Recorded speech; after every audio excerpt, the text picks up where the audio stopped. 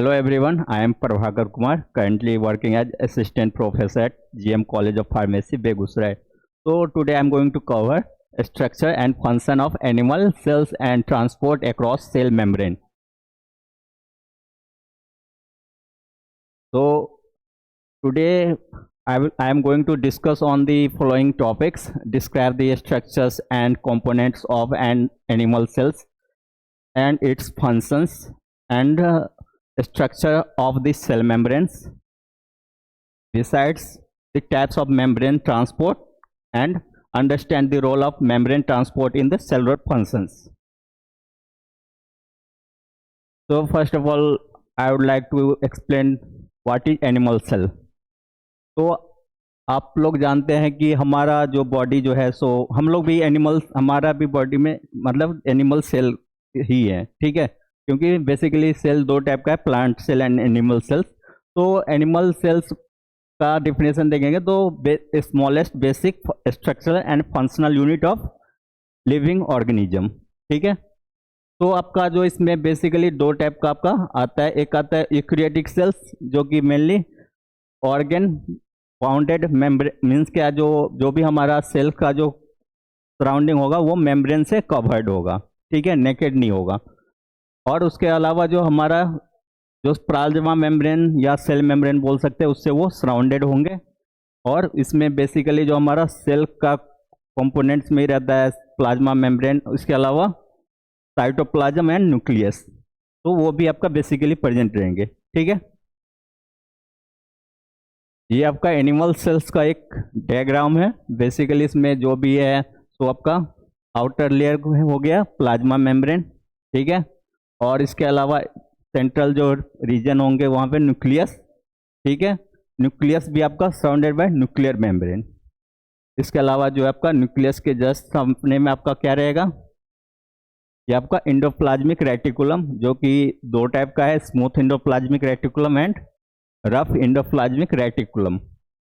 इसके अलावा आपका माइटोकॉन्ड्रिया, फिर आपका centrosome, vacuoles, Golgi bodies and lysosomes. बस यही सब आपका सेल का कंपोनेंट है, ठीक है. सेल भी दो डिफरेंट टाइप्स के हैं, plant cells as well as animal cells. तो प्लांट सेल्स में क्या होंगे डिफरेंस, जो प्लांट सेल में आपका सेल वॉल प्रेजेंट होगा, जबकि एनिमल सेल में सेल वॉल अब्सेंट रहते हैं, ठीक है. और जो आपका सेल वॉल, जो आपका जो सेल वॉल के अलावा और क्या डिफरेंस है इसमें, जो आपका प्लांट सेल में जो है प्लास्टिड प्रेजेंट रहते हैं, जो कि जिसकी वजह से पिगमेंटेशन प्लांट का जो आता है, जैसे फ्लावर का डिफरेंट कलर का रहता है, ठीक है, और ग्रीन कलर का लीफ जो दिखता है, तो क्लोरोफिल की वजह से ही होता है ग्रीन कलर पिगमेंटेशन, वो भी प्लास्टिड्स के टाइप है. तो बेसिकली तीन टाइप के प्लास्टिड्स हैं, क्लोरोप्लास्ट, क्रोमोप्लास्ट एंड ल्यूकोप्लास्ट, ठीक है. उसके बाद आते हैं जो difference between prokaryotic and eukaryotic cells. Prokaryotic means क्या, जो मेम्ब्रेन बाउंड ऑर्गेनल नहीं होगा, मीन्स नेकेड रहेगा, ठीक है. तो इसमें आप देख रहे हैं ये बेसिकली जो हमारा प्रोकैरियोटिक सेल्स जो है ना, प्रिमिटिव सेल्स भी बोलते हैं, जो कि फर्स्ट ऑर्गेनिज्म जो अर्थ पे आया होगा तो वो बेसिकली बैक्टीरिया ही रहा होगा, ठीक है. तो उसका स्ट्रक्चर ऐसा प्रोकैरियोटिक सेल्स कैसा रहेगा, ये जो आपका नीचे में जो दिया है रॉड शेप का स्ट्रक्चरल है ना, तो इसमें आपका देखेंगे तो आपका इसमें सेल वॉल भी प्रेजेंट रहता है, ठीक है, जबकि हमारा यूकैरियोटिक सेल में सेल वॉल रहते हैं नहीं रहते हैं, ठीक है. तो इसी में आपका जो क्या क्या डिफरेंस है दोनों में, यूकैरियोटिक एंड प्रोकैरियोटिक में, जो आपका जो नॉर्मली जो है सो प्रोकैरियोटिक का जो है तो सेल साइज कंपैरेटिवली यूकैरियोटिक से छोटा होगा, ठीक है. और उसके बाद आपका क्या है, जो हमारा इसमें जो है ट्रू न्यूक्लियस है. ट्रू न्यूक्लियस मीन्स क्या, nucleus bounded by nuclear membrane, उसको बोलते हैं ट्रू न्यूक्लियस, ठीक है. लेकिन प्रोकैरियोटिक सेल्स में आपका न्यूक्लियस देख रहे हैं ना, नहीं दिख रहा है, बस आपका ये जो है आपका जेनेटिक मटेरियल जो लाइनिंग लीनियर स्ट्रक्चर में प्रेजेंट है, ठीक है. तो इसको क्या बोलेंगे, न्यूक्लियोइड्स, ठीक है. इसमें न्यूक्लियस रहेंगे, इसमें न्यूक्लियोइड्स रहेंगे. फिर हमारा जो प्रोकैरियोटिक सेल्स में जो है सो आपका माइटोकॉन्ड्रिया एब्सेंट रहता है. तो माइटोकॉन्ड्रिया एब्सेंट होगा तो बैक्टीरिया है, उसको भी सर्वाइवल के लिए एनर्जी चाहिए, तो वो कहाँ से एटीपी का फॉर्मेशन होता है? मीसोसोम से। बताए थे ना, इसका जो स्किन का फोल्डिंग होता है जो कि रिस्पिरेशन मतलब क्या, जो एनर्जी का प्रोडक्शन में हेल्प करता है।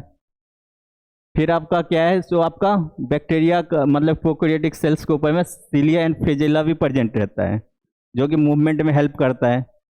ठीक है, सीलिया क्या करेगा, ये आपका कहीं पे भी बॉडी पे ये स्टिक मीन्स बाइंड करने में हेल्प करता है। जैसे कोई भी जैसे पानी में फ्लोट कर रहा है तो वो कहीं किसी ना किसी के बैक्टीरिया तो कोई ना कोई ऑर्गेनिज्म के सरफेस पे जाके तो बाइंड करेगा ना, तो उससे कौन हेल्प करता है? ये जो आपका निकला हुआ है। फिर इस आपका रिप्रोडक्शन में भी ये हेल्प करता है। इसके अलावा फ्लैजिलम जो होता है वो मूवमेंट में स्विंग नहीं करते हैं, तो इसका मूवमेंट में ये हेल्प करता है फ्लैजिलम। क्लियर? और इसका जो साइज है बेसिकली छोटा रहता है as compare to eukaryotic cell. Clear? फिर आपका क्या है, स्ट्रक्चर ऑफ एनिमल सेल्स। तो एनिमल सेल्स का बेसिकली कौन कौन सा हमारा क्या क्या उसमें कंपोनेंट है उसके बारे में इसमें देखेंगे। तो आउटर मोस्ट लेयर क्या होता है, सेल मेम्ब्रेन या प्लाज्मा मेम्ब्रेन। ठीक है, उसके बाद सेल मेम्ब्रेन रहेगा, उसके बाद कौन सा रहेगा, साइटोप्लाज्म। ठीक है, fluid part inside this plasma membrane is called cytoplasm. फिर जो central part of cell membrane cell क्या हो गए, न्यूक्लियस। फिर आपका जो बताए थे cytoplasm consist of two part. आपका इसमें क्या है, एक आपका साइटोसोल आ जाता है और दूसरा क्या आ जाता है, ऑर्गेनल। ठीक है, साइटोसोल मीन्स के जो सेल के अंदर में जो फ्लूइड पार्ट प्रेजेंट है उसको क्या बोलेंगे, साइटोसोल। Soul means solution. ठीक है, और जो ऑर्गेनल आ जाएगा वो कौन कौन से होंगे, mitochondria, ribosome, endoplasmic reticulum, Golgi apparatus, lysosomes, centrosomes.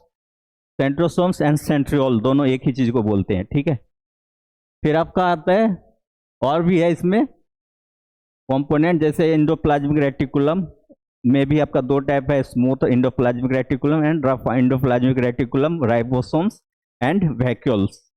ठीक है, फिर आपका आ जाएगा फंक्शंस ऑफ सेल ऑर्गेनल।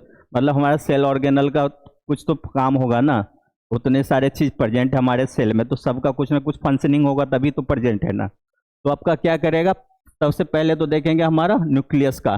तो न्यूक्लियस क्या करता है, controls cell activities, stores DNA. तो सेल का मतलब क्या, जो पावर मतलब कंट्रोलिंग पावर किसके पास रहता है, हमारा न्यूक्लियस के पास। मतलब कब सेल को डिवाइड करना है, कोई भी मेटाबॉलिक फंक्शन कब करना है, तो वो पूरा कंट्रोलिंग न्यूक्लियस करेंगे। ठीक है, और वो आपका क्या है, जेनेटिक मटेरियल जो कि डीएनए बेसिकली एंड आरएनए रहता है वो भी इसमें प्रेजेंट रहेंगे। ठीक है, फिर आता है माइटोकॉन्ड्रिया। माइटोकॉन्ड्रिया को हम लोग power house of the cells बोलते हैं, जो कि बेसिकली हमारा एटीपी प्रोडक्शन में हेल्प करते हैं। ठीक है, फिर आता है आपका राइबोसोम्स। राइबोसोम्स को हम बोल सकते हैं जो कि साइट ऑफ प्रोटीन सिंथेसिस, जहां से हमारा बॉडी में प्रोटीन का सिंथेसिस हो रहा है। ठीक है, फिर आपका आएगा एंडोप्लाज्मिक रेटिकुलम, जो कि हमारा दो टाइप का है, basically rough and smooth. Rough and smooth में डिफरेंस यही है, जो हमारा रफ एंडोप्लाज्मिक रेटिकुलम में जो है राइबोसोम्स प्रेजेंट रहता है, इसलिए हम लोग उसको रफ एंडोप्लाज्मिक रेटिकुलम बोलते हैं। एंड स्मूथ में हमारा ये राइबोसोम्स एब्सेंट होंगे। ठीक है, तो ऑब्वियसली जब रफ है तो वहाँ पे राइबोसोम प्रेजेंट है, तो इसका भी काम क्या होगा, प्रोटीन बन रहा है तो उसको ट्रांसपोर्टेशन में हेल्प करेगा या सिंथेसिस में हेल्प करेगा। ठीक है, स्मूथ एंडोप्लाज्मिक रेटिकुलम क्या करता है, लिपिड का सिंथेसिस करता है। लिपिड भी हमारे लिए उतने ही नेसेसरी होते हैं जितना हमारा और जो वाइटल जैसे प्रोटीन्स है, क्योंकि हमारा जो प्लाज्मा मेम्ब्रेन है वो फॉस्फोलिपिड का ही बना हुआ है। ठीक है, फिर आपका नेक्स्ट आएंगे फंक्शन ऑफ सेल ऑर्गेनल, उसी को कंटिन्यू। ठीक है, फिर आएंगे गोल्जी एपरेटस। गोल्जी एपरेटस क्या करते हैं, जो हमारा पैकेजेस जो बनता है प्रोटीन्स लिपिड्स का ट्रांसपोर्टेशन के लिए, तो वो कौन करेंगे, गोल्जी एपरेटस। फिर आएगा लाइसोसोम्स। लाइसोसोम्स क्या करते हैं, जो भी फॉरेन सब्सटेंस हमारे बॉडी में चला आया, कोई भी मतलब जो कि हमारे बॉडी में होना नहीं चाहिए, जिसकी वजह से कोई भी इन्फेक्शन हो सकती है। सपोज बैक्टीरिया आ गया या हमारा सेल ही मतलब क्या जो इन्फेक्टेड हो गया, तो सेल को वो बैक्टीरिया जब अटैक कर दिया तो वो तो क्या हो गया, बैक्टीरिया का वो एक तरह से बोलेंगे ना गढ़ बन गया, तो उसको किल करने के लिए तो कोई तो चाहिए ना। तो लाइसोसोम क्या करता है, जो एंजाइम कैरी करता है, जो कि वो एंजाइम को ये खुद ब्रस्ट हो जाएगा, इसलिए इसको सुसाइडल बैग भी बोलते हैं, जिसके वजह से क्या होता है, हमारा सेल का डेथ हो जाता है। ठीक है, इसके अलावा क्या है, सेंट्रोसोम जो कि मतलब क्या स्पाइंडल फाइबर को जनरेट करता है ड्यूरिंग सेल डिवीजन, तो वो आपका किस में हेल्प करेगा, सेल डिवीजन प्रोसेस में। क्लियर। फिर आपका आएगा structural cell membrane, cell membrane का स्ट्रक्चर। ठीक है, तो बताइए दे हमारा सेल मेम्ब्रेन किससे बना हुआ है, फॉस्फोलिपिड से। तो फॉस्फोलिपिड का बाइलेयर रहेगा, मीन्स फॉस्फेट और फॉस्फोलिपिड फिर फॉस्फेट इससे मिलके लेयर बनाता चला जाएगा। हाँ, बाइलेयर तभी तो है ना। इसके अलावा क्या रहेगा, आपका प्रोटीन्स रहेगा। प्रोटीन्स इसलिए रहता है क्योंकि आपका देखे होंगे जो उसमें आपका रिसेप्टर रहता है ना सेल मेम्ब्रेन के ऊपर, जहाँ पे हमारा ड्रग या कोई भी एंजाइम आके बाइंड करता है, तो हमारा किससे बना रहता है, प्रोटीन से। ठीक है, तो ये भी सेल मेम्ब्रेन में भी रहता है ये। इसके अलावा क्या है, कार्बोहाइड्रेट रहेगा in the form of glycoproteins and glycolipid. ठीक है, ये आपका फॉर्म हो गया कार्बोहाइड्रेट्स का। इसके अलावा कोलेस्ट्रॉल भी रहेंगे। ठीक है, और ये जो हमारा जो बना रहता है फॉस्फोलिपिड का बाइलेयर और जो प्लाज्मा मेम्ब्रेन का जो लेयर, तो उसको हम क्या बोलते हैं, उसको फ्लूइड मोजेक मॉडल बोलते हैं। वो टर्म है फ्लूइड मोजेक मॉडल। ठीक है, कोलेस्ट्रॉल, कोलेस्ट्रॉल जो है ना आपका जो फैटी एसिड और ग्लिसरॉल का मिलकर कॉम्पोजिशन रहता है, वो उसे कोलेस्ट्रॉल बोलते हैं। वो भी अभी 3 डिफरेंट टाइप्स के हैं। ठीक है, फिर आपका आएगा फंक्शन ऑफ सेल मेम्ब्रेन, मतलब हमारा सेल मेम्ब्रेन का क्या फंक्शन है। तो सेल मेम्ब्रेन ऑब्वियसली जो क्या करता है, एक बॉडी कोई भी हमारा जैसे बॉडी का ऊपर कवरिंग रहेगा तो वो क्या करेगा, प्रोटेक्शन देता है। तो इसे ये सेल मेम्ब्रेन मतलब सेल को क्या करता है, इंटीग्रिटी प्रोटेक्शन प्रोवाइड करता है। फिर ये क्या होता है, सिलेक्टिवली परमिएबल। सिलेक्टिवली परमिएबल मतलब बताए थे, जो आपका कोई भी जो सेल मतलब क्या जो सब चीज को अंदर नहीं जाने देगा, जो कि हमारा जिसको अलाउ करेगा वो हमारा सेल में अंदर जाना है, उसी को बस वो परमिट देगा। ठीक है, जैसे बताए थे ना, ऑस्मोसिस प्रोसेस में हेल्प करता है, जो from higher concentration to lower concentration की तरफ मूवमेंट की। फिर आपका है कम्युनिकेशन वाया रिसेप्टर। कम्युनिकेशन मतलब सेल सिग्नलिंग, मतलब क्या जो एक सेल्स दूसरे सेल्स या एडजेसेंट सेल्स से कैसे कम्युनिकेट करते हैं, तो वो कैसे करेंगे, सिग्नल भेजेंगे, तो signal in the form of ligand जाएगा, वो रिसेप्टर पे बाइंड होके जो सेल को जो फंक्शन परफॉर्म करना है वो आपको सिग्नल भेजेंगे, तो फिर सेल क्या उसको वो चीज़ परफॉर्म करके बताएंगे। ठीक है, फिर आपका आएगा transport of substance in and out of the cells, मतलब हमारा सेल्स में क्या चीज़, जैसे हमारा आप ये जो कार्डियोवास्कुलर सिस्टम है, तो हार्ट का कॉन्ट्रैक्ट मतलब क्या जो हमेशा हार्ट कॉन्ट्रैक्ट रिलैक्स होते रहता है, तो उस वक्त हमारा आयंस का इफ्लक्स होते रहता है ना। इन्फ्लक्स मतलब कि इनसाइड जाएगा, तो वो चीज़ बेस्ट किस पे रहता है, हमारा सेल मेम्ब्रेन पे ही। ठीक है, तो क्योंकि वो उसी को ना अलाउ करेगा जिसका वहाँ पे ज़रूरत है। फिर आपका आएगा next types of membrane transport, मतलब हमारा मेम्ब्रेन के थ्रू मतलब कैसे कैसे ट्रांसपोर्टेशन प्रोसेस होते हैं। ठीक है, तो आपका मेनली 3 टाइप का है, passive transport, active transport and bulk transport. तो पैसिव ट्रांसपोर्ट में मतलब क्या होता है, movement from higher concentration to lower concentration. ठीक है, बस इतना समझना है। तो मूवमेंट मतलब क्या होगा, डिफ्यूजन में बताए थे, जो डिफ्यूजन प्रोसेस में क्या होता है, जो movement of gaseous from higher concentration to lower concentration. ठीक है, तो वो प्रोसेस को हम क्या बोलेंगे, डिफ्यूजन। फिर नेक्स्ट कौन सा है, फैसिलेटेड डिफ्यूजन। फैसिलेटेड डिफ्यूजन में मतलब क्या है, वहाँ पे कुछ कैरियर मॉलिक्यूल काम कर रहा है, उसको हेल्प कर रहा है जो ट्रांसपोर्टेशन प्रोसेस में। ठीक है, फिर आपका क्या आ जाएगा, ऑस्मोसिस। ऑस्मोसिस मतलब क्या होता है, जो movement of water from higher concentration to lower concentration, मतलब जिधर ज़्यादा कंसंट्रेशन मतलब मात्रा में प्रेजेंट है उधर से कम की तरफ जाएगा।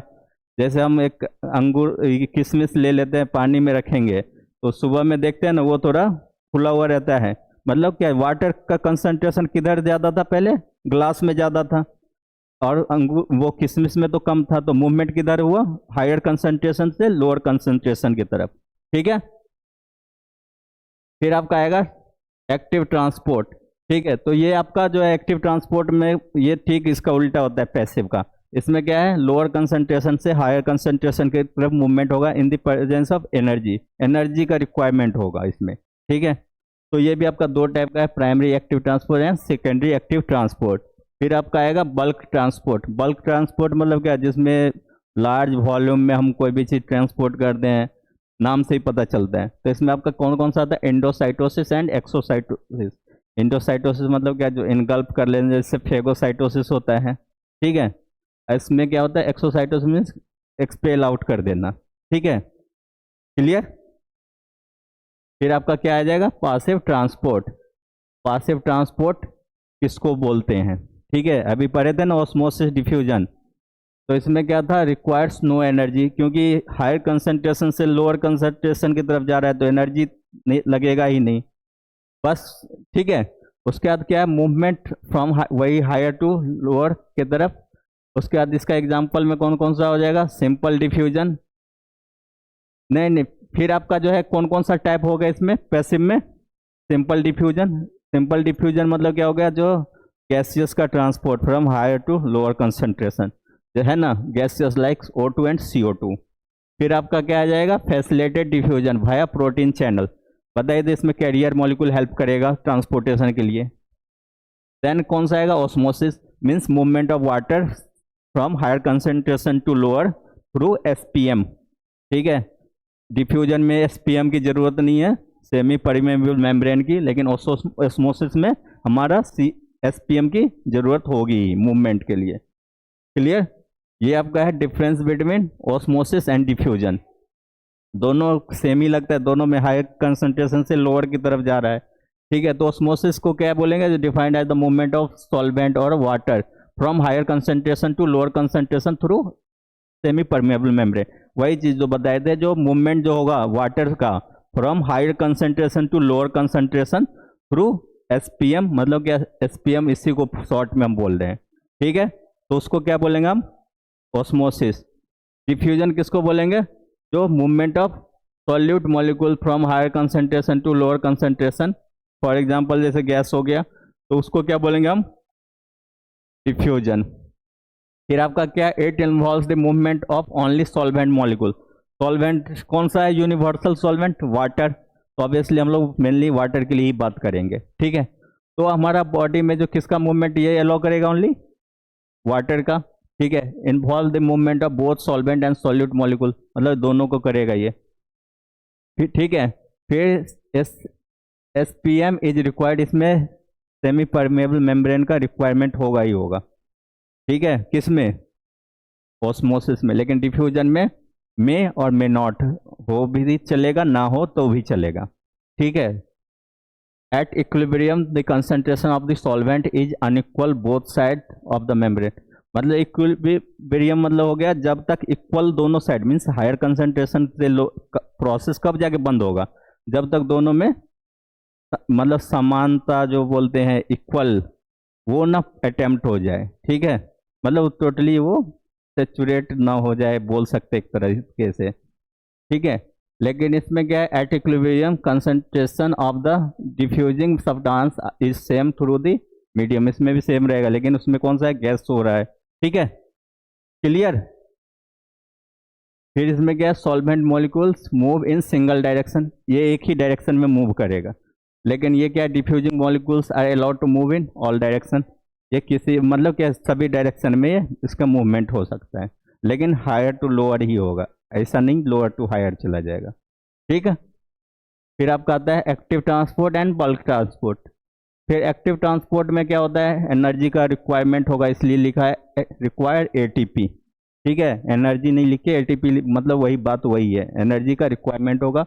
Movement of substance against the concentration gradient. Concentration gradient मतलब क्या, जो इसमें उसमें कौन सा हो रहा था, नॉर्मली हायर टू लोअर, कहीं पे भी हायर टू लोअर ही होता है, लेकिन इसमें क्या है, अगेंस्ट द कंसंट्रेशन ग्रेडियंट मतलब लोअर टू हायर होगा। ठीक है, फिर बल्क ट्रांसपोर्ट में मतलब बताए थे एंडोसाइटोसिस, इनटेक ऑफ मटेरियल, मतलब क्या, इनटेक मीन्स क्या, जैसे हम लोग खाना खाते हैं तो वो क्या हम इनगल्प करते हैं ना, मतलब क्या अंदर की तरफ लेते हैं। और इसमें क्या है आपका एक्सोसाइटोसिस में expelling out material from the cell, जैसे हमारा सेल है उसमें बहुत सारा मेटाबॉलिक एक्टिविटी चलते रहता है, जैसे CO2 ही है, सेल में सेलुलर रेस्पिरेशन हुआ तो जिसकी वजह से CO2 टॉक्स मीन्स क्या है, वेस्ट प्रोडक्ट ही है, तो उसको तो हम लोग बाहर की तरफ फेंकेंगे ना, तो उसको हम क्या करते हैं, एक्सोसाइटोसिस के means expel out from the cells. ठीक है, क्लियर।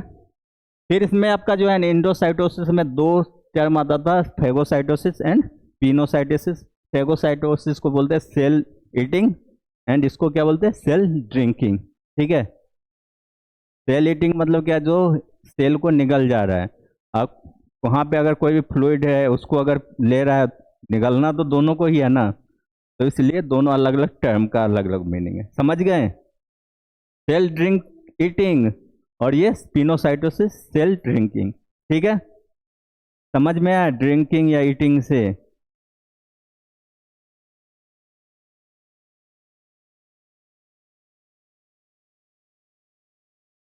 फिर आपका समरी क्या क्या है, structures and function of animal cells and component. कौन कौन सा हमारा सेल्स का डिफिनेशन क्या था, smallest and structural functional unit of our living organism, basically animal, क्योंकि एनाटॉमी फिजियोलॉजी पढ़ रहे हैं तो एनिमल का ही लेके चलेंगे। फिर उसका जो भी था function of animal sales, structure में कौन कौन सा था हमारा, आउटर मेम्ब्रेन, सेल मेम्ब्रेन या प्लाज्मा मेम्ब्रेन दोनों बोल सकते हैं। इनर कंपोनेंट में क्या होगा, न्यूक्लियस एंड साइटोप्लाज्म। ठीक है, nucleus central part of the cell which control all the activity of cells. ठीक है, जो भी एक्टिविटी हम लोग सेल करता है, रिस्पिरेशन जो, ठीक है, वो सब कौन कंट्रोल करेगा, न्यूक्लियस। या सेल डिवीजन होगा वो भी कौन कंट्रोल करेगा, न्यूक्लियस। फिर इसके अलावा आपका क्या रह गया, cytosol and cell organelle cytoplasm में। तो साइटोसोल क्या हो गया, जो हमारा फ्लूइड पार्ट प्रेजेंट है वो हो गया साइटोसोल। इसके अलावा ऑर्गेनल कौन कौन सा हो गया, lysosome, ribosome, Golgi body, rough endoplasmic reticulum, smooth endoplasmic reticulum, vacuoles, mitochondria. ठीक, इसके बाद आपका फंक्शन क्या क्या जाएगा एनिमल सेल्स का, प्रोटेक्शन फ्रॉम द सराउंडिंग। ठीक है, सेल सिग्नलिंग मीन्स सेल का कम्युनिकेशन में, ट्रांसपोर्टेशन में, हाँ हाँ, it works as selectable permeable membrane, जिसकी वजह से क्या होगा, ट्रांसपोर्टेशन में हेल्प करेगा। ठीक है, फिर आपका क्या है, cell membrane structures and role, वही हो गया, स्ट्रक्चर्स का स्टडी हो गया, रोल भी पढ़ लिए, सेल मेम्ब्रेन का ही था वो। ठीक है, उसके अलावा और रह गया न्यूक्लियस। तो न्यूक्लियस भी हमारा जो है, जो आपका न्यूक्लियस का कौन कौन सा कंपोनेंट है, आउटर मेम्ब्रेन को क्या बोलेंगे न्यूक्लियस का, न्यूक्लियर मेम्ब्रेन। और उसके अंदर में भी तो कुछ फ्लूइड पार्ट है ना, तो उसको क्या बोलेंगे, न्यूक्लियोप्लाज्म। ठीक है, जैसे वो उसमें सेल में साइटोप्लाज्म, न्यूक्लियस में न्यूक्लियोप्लाज्म। इसके अलावा जो हमारा जो जेनेटिक मटेरियल रहता है उसको न्यूक्लियस। उसके अलावा जो हमारा थ्रेड लाइक स्ट्रक्चर रहेगा उसको क्या बोलेंगे, chromatin network. Thread like structure था ना न्यूक्लियस में, उसको क्या बोलेंगे, क्रोमैटिन नेटवर्क या क्रोमैटिन फाइबर। देन क्या है आपका mechanism of active and passive transport, मतलब एक्टिव पैसिव ट्रांसपोर्ट किसको बोलेंगे, the movement of the movement allows higher concentration to lower concentration, उसको क्या बोलेंगे हम, पैसिव। एंड एक्टिव को क्या बोलेंगे, the movement against concentration gradient means lower concentration to higher concentration which requires energy for transportation. ठीक है, तो फिर हमारा पैसिव भी आपका कौन कौन सा टाइप का है, डिफ्यूजन। डिफ्यूजन में मेनली जो गैसियस का मूवमेंट होगा फ्रॉम हायर टू लोअर। ठीक है, फिर आपका कौन सा है, फैसिलिटेटेड डिफ्यूजन। फैसिलिटेटेड डिफ्यूजन में क्या होगा, कैरियर प्रोटीन का हेल्प से वो वहाँ पे आपका मूवमेंट होगा। फिर आपका नेक्स्ट कौन सा है, osmosis means movement of water from higher concentration to lower concentration through semi permeable membrane. ठीक है, इसके अलावा और क्या है, एक्टिव में आपका कौन कौन सा था, मतलब एक्टिव तो हो गया, एक बल्क ट्रांसपोर्ट था, बल्क ट्रांसपोर्ट में कौन कौन सब है, एक था इंडोसाइटोसिस, एक था एक्सोसाइटोसिस। इंडोसाइटोसिस मीन्स कि सेल के अंदर हम लोग मतलब सेल के अंदर कोई भी चीज़ लेते हैं, और एक्सोसाइटोसिस मीन्स सेल से बाहर फेंकते हैं, ठीक है। मतलब उस एक में निगल लिए, एक में क्या बोलते हैं हाँ स्क्रेट आउट कर दिए। फिर आपका importance of cell functions and homeostasis, मतलब हमारा सेल्स का कौन कौन सा फंक्शन है। माइटोकॉन्ड्रिया तो एटीपी प्रोडक्शन में हेल्प करेगा, मीन्स एनर्जी। राइबोसोम्स है तो वो क्या करेंगे, हमारा protein production. Golgi body packaging, इसके अलावा smooth endoplasmic reticulum, lipid synthesis, इसके अलावा लिपिड का पैकेजिंग, और rough endoplasmic reticulum, protein packaging और protein synthesis. Then plasma membrane का तो हो ही गया, जो outer most covering which protects the cell and maintain the cell integrity, ठीक है। और उसके अलावा होम्योस्टेसिस मीन्स क्या, जो body is maintaining it according to surrounding, ठीक है। ठीक है, आज के लिए इतना ही, थैंक यू सो मच।